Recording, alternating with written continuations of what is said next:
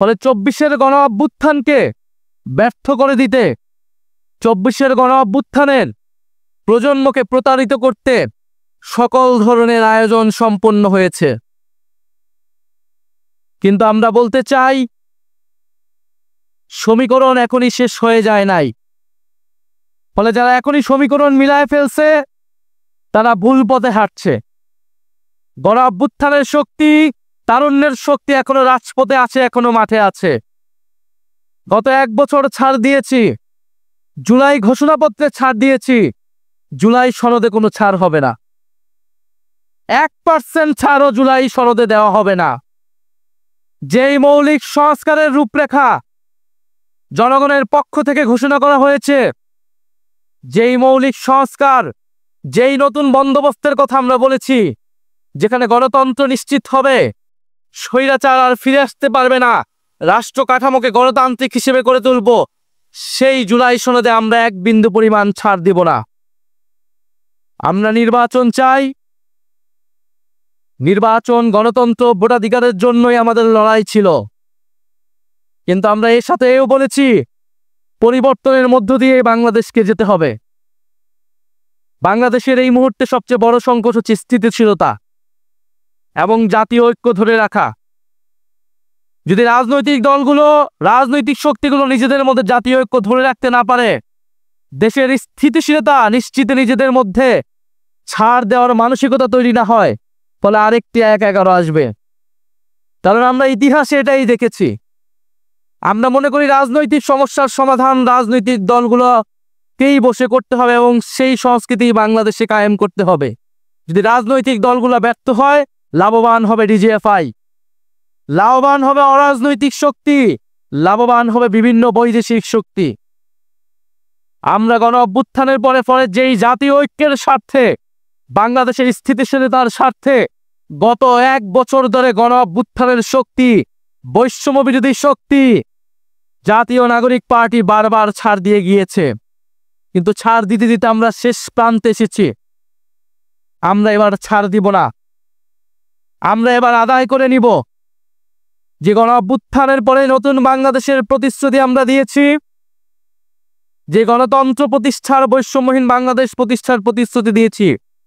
অন্তর্বর্তী সরকার যেই প্রতিশ্রুতি দিয়ে, যেই শহীদের রক্তের উপর দিয়ে প্রতিষ্ঠিত হয়েছে, সেই প্রতিশ্রুতি আদায় না করে এই সরকার যেতে পারবে না। সেই প্রতিশ্রুতি বাস্তবায়ন না হওয়া পর্যন্ত কোনো রাজনৈতিক দল ক্ষমতায় আসতে পারবে না। ফলে আমরা এখনো বলবো, আসুন জাতীয় ঐক্যের স্বার্থে, স্থিতিশীলতার স্বার্থে আমরা সেই প্রতিশ্রুতিগুলো একে একে পূরণ করি। আজকে জাতীয় যুব দিবস, জাতীয় যুব সম্মেলন, ফলে যুবকরা একত্রিত হয়েছে। আমরা দীর্ঘ সময় ধরে আপনাদের স্বপ্ন, সম্ভাবনার কথা শুনেছি। আমরা দেখেছি বিগত 16 বছরে এদেশে তরুণদের সাথে কিভাবে ট্রিট করা হয়েছে। শুধু 16 বছর নয়, আমরা গত 54 বছরের ইতিহাসও দেখেছি। তরুণরা বারবার রক্ত দিয়েছে, বারবার রুখে দাঁড়িয়েছে, বারবার স্বৈরাচারের বিরুদ্ধে দাঁড়িয়েছে এবং বারবার প্রতারিত হয়েছে। গত 16 বছর ধরে বারবার রাজনৈতিক দলগুলোর পক্ষ থেকে, ফ্যাসিবাদ বিরোধী দলগুলোর পক্ষ থেকে আহ্বান করা হয়েছিল, তরুণরা কেন রাজপথে নেমে আসছে না, ছাত্ররা কেন রাজপথে নেমে আসছে না। জেনজিরা অ্যাপলিটিক্যাল, তারা রাষ্ট্র নিয়ে ভাবে না, সমাজ নিয়ে ভাবে না। এই জেনজিরা কিন্তু সেই ভুল ভেঙেছে। তারা প্রমাণ করে দিয়েছে তারা রাষ্ট্র, সমাজ, দেশ নিয়ে ভাবে। সবচেয়ে দেশপ্রেমিক প্রজন্ম এই জুলাই গণ অভ্যুত্থানে রাজপথে নেমেছে, জীবন দিয়েছে, বুলেটের সামনে দাঁড়িয়েছে। কিন্তু বিনিময়ে কি পেয়েছে? যদি এই তরুণদেরকে আমরা বাংলাদেশের যারা ক্ষমতা কাঠামোয় রয়েছে, যারা ক্ষমতা নির্ধারণ করে, তারা যদি আবারও প্রতারিত করি, এই দেশের আর কোনো ভবিষ্যৎ নাই। তরুণরা বারবার জীবন দিবে, রক্ত দিবে রাজনৈতিক দলগুলোকে ক্ষমতায় নেওয়ার জন্য, আর বাংলাদেশের বড়নগরের ভাগ্যের কোনো পরিবর্তন হবে না। এইটা বাংলাদেশের তরুণরা আর মেনে নেবে না। বাংলাদেশের তরুণরা একটা অমর্যাদাকর জীবনযাপন করে, একটা হীনমন্যতা নিয়ে তাদেরকে জীবনযাপন করতে হয়। একটা হতাশা নিয়ে তাদেরকে বেঁচে থাকতে হয় পরিবারে, সমাজে, রাষ্ট্রে। সে জানে এই রাষ্ট্র তাকে সক্ষম হিসেবে, দক্ষ হিসেবে গড়ে তোলে নাই। সেটা এই দেশের শিক্ষা ব্যবস্থার দিকে তাকালেই বোঝা যায়। সে জানে সে যদিও কোনো না কোনোভাবে পড়াশোনা করে বিশ্ববিদ্যালয়ে যেতে পারে, বিশ্ববিদ্যালয় থেকে বের হয়ে তার কোনো কর্মসংস্থান নাই। এবং সে যদি রাজনীতিতে যোগ দেয় তাহলে চাঁদাবাজি, সন্ত্রাস, টেন্ডারবাজি করে তাকে রাজনীতিতে করতে হবে এবং রাজনৈতিক দলগুলোর লাঠিয়াল হিসেবে তাকে সব সময় রাজনীতি করে যেতে হয়। ফলে তরুণদের এই হতাশা, হীনমন্যতা থেকেই তরুণরা রাজনীতিতে এতদিন আসে নাই, বিপ্লবে আসে নাই, রাজপথে আসে নাই। জুলাই গণ অভ্যুত্থানে তারা এসেছে, সাড়া দিয়েছে বিবেকের তাড়নায়, স্বপ্ন দেখেছিল। ফলে সেই স্বপ্ন যদি আবারও ভঙ্গ হয়, সেই স্বপ্ন যদি আবারও প্রতারিত হয়, বাংলাদেশের জনগণ কোনোদিনই ক্ষমা করবে না যারা এর জন্য দায়ী থাকবে। কিন্তু আমরা আজকে এখানে বলতে এসেছি, সেই স্বপ্ন ভঙ্গ আমরা হতে দিব না। বাংলাদেশের জুলাইয়ের প্রজন্মকে আমরা প্রতারিত হতে দিব না। আমাদের নিয়ে যতই মিডিয়া ট্রায়াল করা হোক, আমাদের নিয়ে যতই ষড়যন্ত্র করা হোক না কেন, গণ অভ্যুত্থানের আকাঙ্ক্ষায় তরুণ প্রজন্মকে ক্ষমতায়িত করতে আমরা রাজপথে লড়াই করে যাব। আমরা বলেছি তরুণদেরকে ক্ষমতায়িত করতে হবে, এর মানে না এনসিপিকে ক্ষমতায় আনতে হবে। প্রত্যেকটা রাজনৈতিক দলের তরুণরা কিন্তু রাজপথে নেমেছিল। ছাত্র সংগঠন, যুব সংগঠনরাই লড়াই করেছিল, ভ্যানগার্ড হিসেবে থেকেছিল। রাজনৈতিক দলগুলো তার কতটুক মূল্যায়ন করেছে? প্রত্যেকটা রাজনৈতিক দলগুলোর নীতি নির্ধারণ পর্যায়ে তরুণদেরকে নিয়ে আসতে হবে। গণ অভ্যুত্থানে ভূমিকার জন্য তরুণদেরকে সেই সম্মান দিতে হবে। আমাদেরকে সম্মান না দেন, আপনার দলের তরুণদেরকে আপনারা সম্মান দেন। আমরা আগামীর সংসদে, আগামীর নির্বাচনে, আগামীর গণপরিষদে আমরা তরুণদের সর্বাধিক অংশগ্রহণ দেখতে চাই। সকল রাজনৈতিক দলকে এটা কমিটমেন্ট করতে হবে। তাদের ইশতেহারে আমরা দেখব তরুণদের জন্য তারা কি ঘোষণা করছেন, তরুণদের কত পার্সেন্টকে তারা নমিনেশনের টিকিট দিচ্ছেন। এর থেকে বোঝা যাবে আপনার দলের তরুণরা, আপনার দলের ছাত্র সংগঠন, যুব সংগঠনে যারা লড়াই করেছে তাদেরকে আপনারা কতটুকু সম্মান প্রদর্শন করলেন। বাংলাদেশের তরুণদের জন্য, যুবদের জন্য কয়েকটা বিষয় খুবই জরুরি, যার বেশিরভাগই আমাদের আজকের এই যে যুব ইশতেহার যিনি ঘোষণা করেছেন, যুব শক্তির আহ্বায়ক, তার যুব ইশতেহারে এসেছে। আমরা মনে করি শিক্ষা এবং নৈতিকতা তরুণদের জন্য, যুবদের জন্য খুবই গুরুত্বপূর্ণ। শিক্ষার মাধ্যমে তার যে নৈতিকতা, দেশপ্রেম এবং মূল্যবোধ, এরকম একটি প্রজন্ম আমাদেরকে তৈরি করতে হবে। একটা রাষ্ট্র তরুণদেরকে আসলে কিভাবে গড়ে তুলতে হয়, কিভাবে গড়ে তুলতে চায়, তার প্রতিফলন ঘটে তার শিক্ষা ব্যবস্থার ভিতরে। ফলে শিক্ষা ব্যবস্থার মধ্যেই আমাদের যেই তরুণ প্রজন্ম, দেশপ্রেমিক, মূল্যবোধ সম্পন্ন, নৈতিক একটি তরুণ প্রজন্ম গড়ে ওঠার জন্য আমাদের সেই শিক্ষা ব্যবস্থার আমূল সংস্কার লাগবে। দ্বিতীয় সবচেয়ে গুরুত্বপূর্ণ হচ্ছে কর্মসংস্থান। আপনারা জানেন এই গণ অভ্যুত্থানের সূত্রপাতটাই ঘটেছিল কর্মসংস্থানের জন্য, কোটা সংস্কারের জন্য। কারণ বাংলাদেশের বিশ্ববিদ্যালয়ে পড়া তরুণদের সামনে সে জানে একটাই মাত্র অপশন, তার সরকারি চাকরিতে অংশগ্রহণ করা, সরকারি চাকরি পাওয়া। কারণ এই সরকারি চাকরি পাওয়ার মাধ্যমে সে সমাজে কিছুটা মর্যাদাপূর্ণ জীবন পাবে, ক্ষমতার অংশীদার হইতে পারে সে, অথবা সে বিদেশ চলে যেতে চায়। তরুণদের সামনে আর কোনো অপশন নাই, তরুণরা আর কোনো স্বপ্নই দেখতে পারে না। এবং চাকরি দিতে গেলে তাকে ঘুষ দিতে হয়, দুর্নীতির আশ্রয় নিতে হয়, অথবা স্বজনপ্রীতি রাজনৈতিক দলের পিছে পিছে ঘুরতে হয়, নেতার পিছে পিছে ঘুরতে হয়। ফলে আমরা গণ অভ্যুত্থানের সময় যেই স্লোগান দিয়েছিলাম, মেধাভিত্তিক বাংলাদেশ আমরা গড়ে তুলতে চাই, দুর্নীতিমুক্ত প্রশাসন আমরা গড়ে তুলতে চাই, এবং তরুণদের জন্য যে কর্মসংস্থান, বিনিয়োগ, উদ্যোক্তা, সেই ধরনের পরিবেশ, সেই ধরনের বিনিয়োগ, সেই ধরনের অর্থনীতি বাংলাদেশে আসলে গড়ে তুলতে হবে। তৃতীয়ত হচ্ছে শারীরিক এবং মানসিক বিকাশ। তরুণরা কি খাবার খায়, তরুণদের মানসিক স্বাস্থ্য, আমাদের তরুণীদের মানসিক স্বাস্থ্য, এর উপর নির্ভর করে দেশের ভবিষ্যৎ, জাতির ভবিষ্যৎ। আমরা বিশ্ববিদ্যালয়ের হলগুলোতে দেখি কি ধরনের খাবার খেয়ে বছরের পর বছর একজন ছাত্রকে, একজন তরুণকে বেঁচে থাকতে হয়, লড়াই করতে হয়। তার প্রতিদিন খাবারের চিন্তা করতে হয়, সে পড়াশোনার চিন্তা করবে কখন? এবং বাংলাদেশের শিক্ষা প্রতিষ্ঠানগুলোর একই অবস্থা।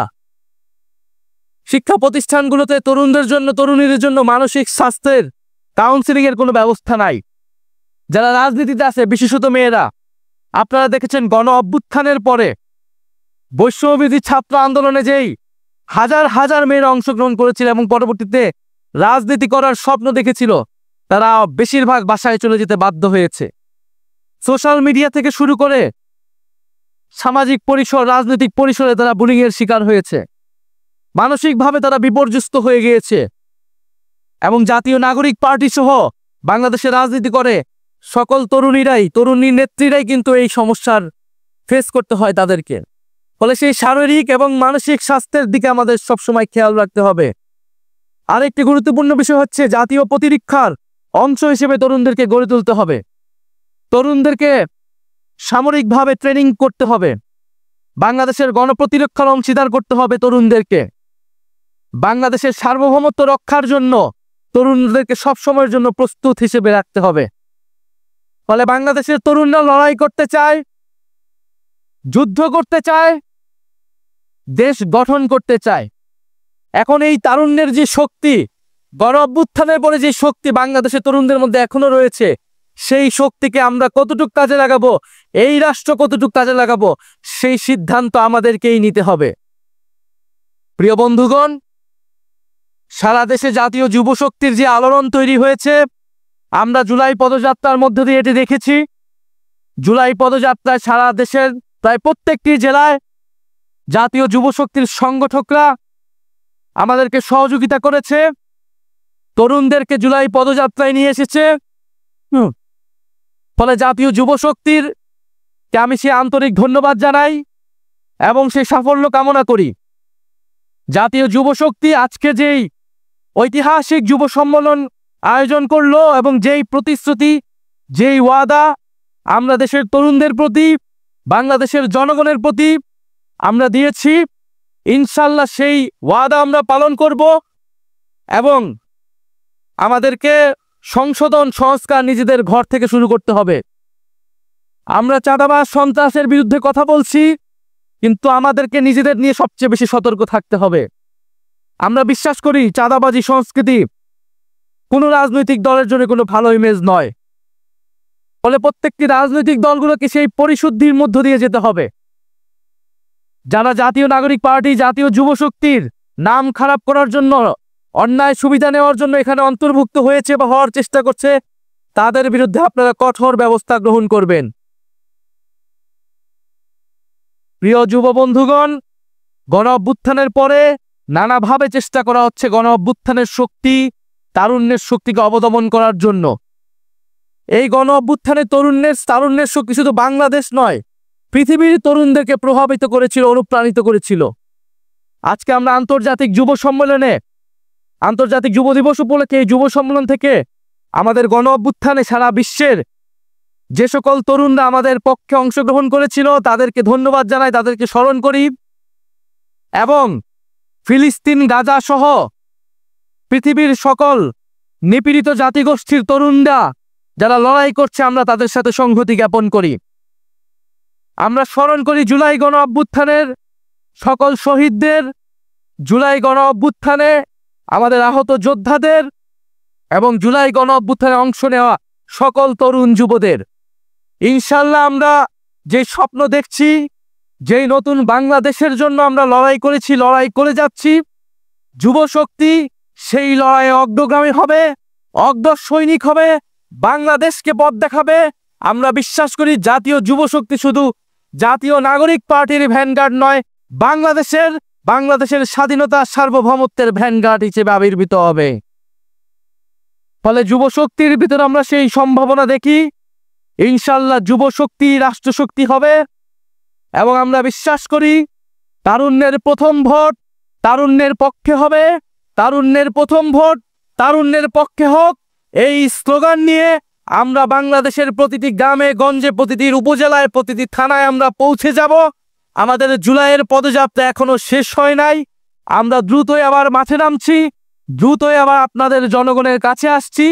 জাতীয় যুব শক্তি আসছে এবং আমরা গণ অভ্যুত্থানের যে প্রতিশ্রুতি, জুলাই সনদের যে প্রতিশ্রুতি, সেই সকল প্রতিশ্রুতি বাস্তবায়ন করেই আগামীর যে নির্বাচন, সেই নির্বাচনে আমরা অংশগ্রহণ করব। ইনকিলাব জিন্দাবাদ, এনসিপি জিন্দাবাদ, জাতীয় যুব শক্তি জিন্দাবাদ।